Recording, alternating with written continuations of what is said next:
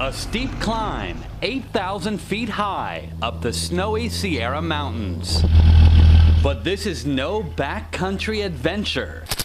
Hey, they're squirting to the left! They're squirting to the left! Hundreds of U.S. Marines are braving sub-zero temperatures and deep snow to take part in simulated warfare. I got a 240! It sucks, but death sucks even more. Yes, sir. It's preparing them to fight in the most demanding environment in the world. Face the tree line. It's part of the U.S. military's pivot from fighting almost exclusively in the deserts of the Middle East over the past decade to preparing for climates in other potential conflict zones, including the extreme cold of North Korea and Russia. In the Far East, whether it's in Northern Europe, etc., we're replicating that here. And what we're finding is that it's an extremely challenging problem. And it's a problem that frankly, if we don't train to, it's going to cost a lot of Marine lives.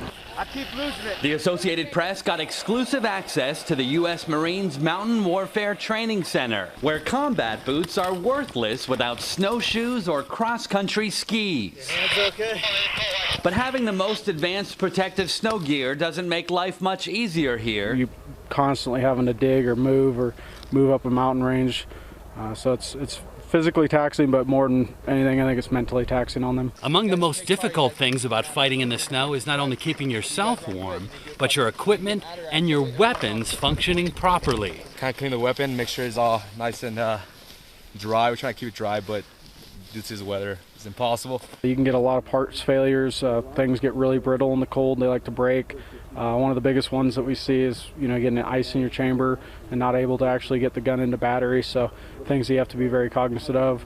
As far as employment too, if they set up a machine gun and it's sitting on the snow, it's just going to sink into it. So we show them ways of keeping that machine gun afloat. Important lessons as the unforgiving cold may become the next military hotspot.